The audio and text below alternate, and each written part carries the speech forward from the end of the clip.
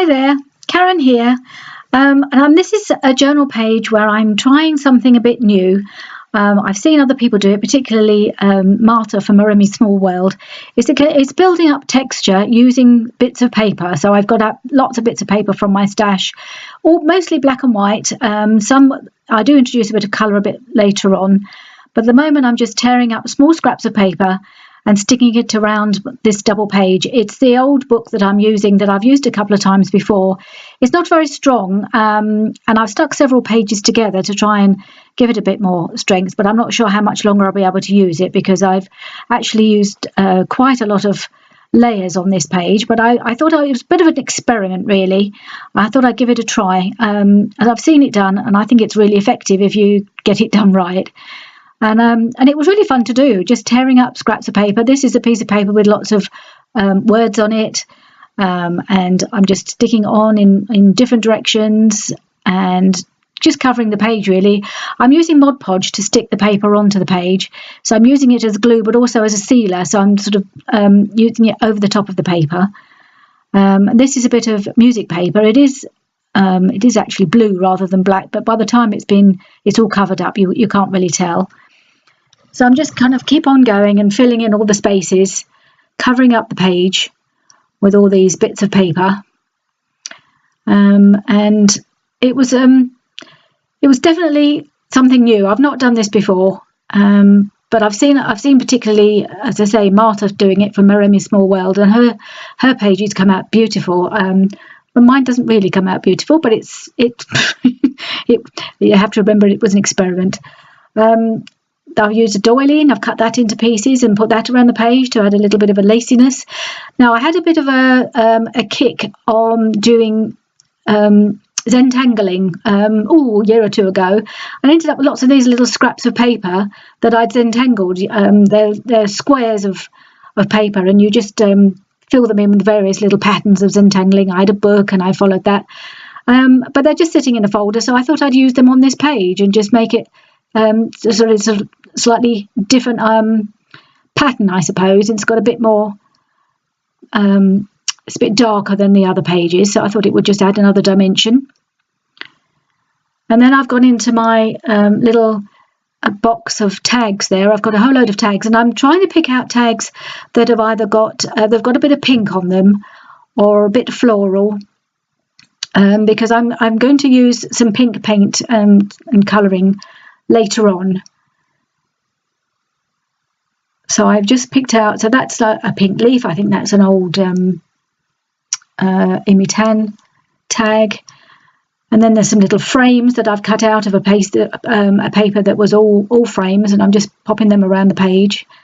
And they do provide a little area of blank for sticking on embellishments later.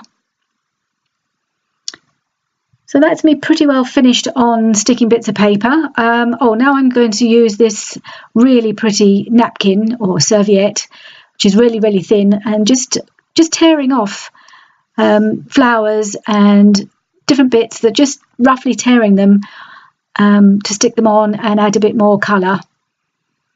Just picking out all the blue, the pink flowers. There's quite a few bits of blue on this napkin, but I'm just trying to stick with the pink ones. And just popping them on, quite gently sticking them on with the, I think I'm still using the Mod Podge here. To be quite gentle with them because the tissue's quite thin. That's the, is there one more to go on? I think I might be sticking on one last little piece in that corner.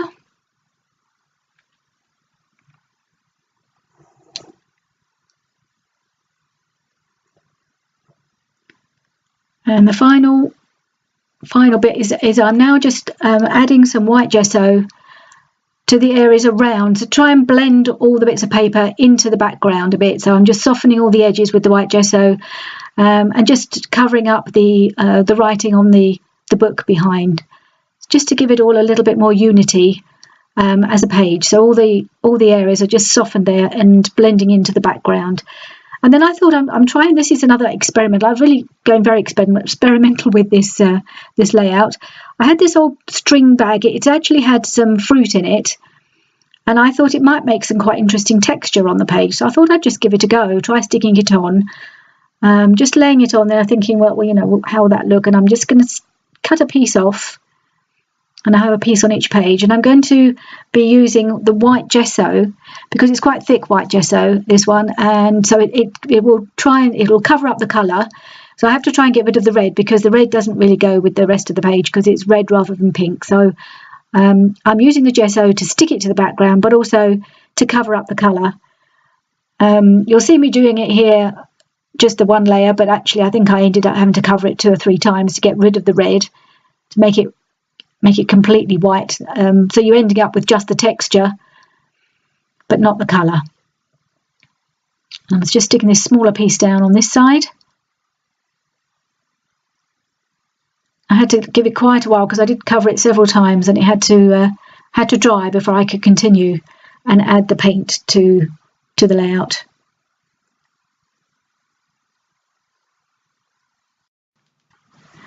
So next I've got a die cut butterfly. I think it's from the Maggie Holmes collection, and I'm just going to paint it because I think it would look better if it's got a bit of colour on it. So I've got a Shimmers, I think it's an Inkling, it's called Pinko de Mayo. So it's a really beautiful shiny pink. So I'm just colouring it in with a paintbrush. I'm just going to paint some of the spaces with this really pretty pink. And then I've got another paint that I'm going to do the other spaces. This is an Art Alchemy metallic acrylic paint called Plum Preserve. So it's a really deep, rich pinky colour. And I'm going to fill in the rest of the butterfly with this deep pink colour.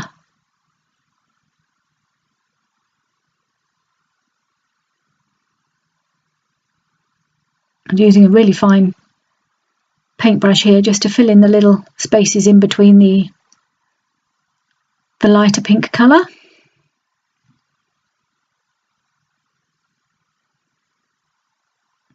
And that's it, finished.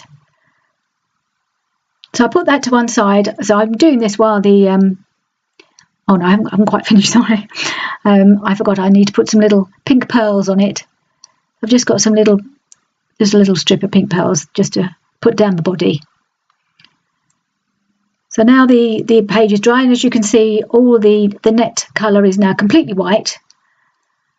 And this is the Lindy's Stamp Gang spray mist in a really pretty pink. I'm afraid I can't remember the name of the colour. As you can see, if you spray it with white, it's quite a lovely rich pink. I was quite surprised when I got this. I thought I'd got a faulty one because when it arrives, it's just got the powder in the bottle, and I thought the bottle was empty until I read the instructions and realised you actually have to add warm water to activate the thing, and you fill it up with water, and then you can use it from then on. So that's something I've not had one of those before. So as you can see, I'm just adding it along the edges of some of the texture that I've created, and then spraying it with water just to make it travel down the page a bit. And I just keep going and going with this, just keep spraying and trickling. And then I'm also using that same deep, what's it called? The Plum Preserve metallic paint, which is because it's an acrylic paint, it also, you can add water to it. And you can see that's a much darker colour. So I'm just sort of working my way down that page, adding colour around the edges and around all the bits of the texture that I've made there. I have to admit that when I finished doing all this, I wasn't too sure I liked it because I haven't worked in this way before. It's just something I've seen other people doing on YouTube, and I wanted to give it a go. And as this is pretty much an experiment book, I thought it was worth trying. So I like some of it, but I'm not too sure about the whole creation of it, whether I really liked it in the end. But I kept going. I did leave it for quite a long while after I'd done the painting, and had to think about whether I really wanted to finish it. But I did keep going in the end, and I did finish it.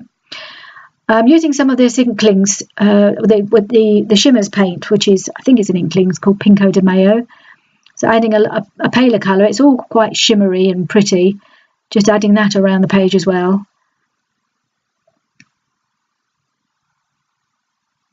and just round the corners, trying to get it to flow a little bit.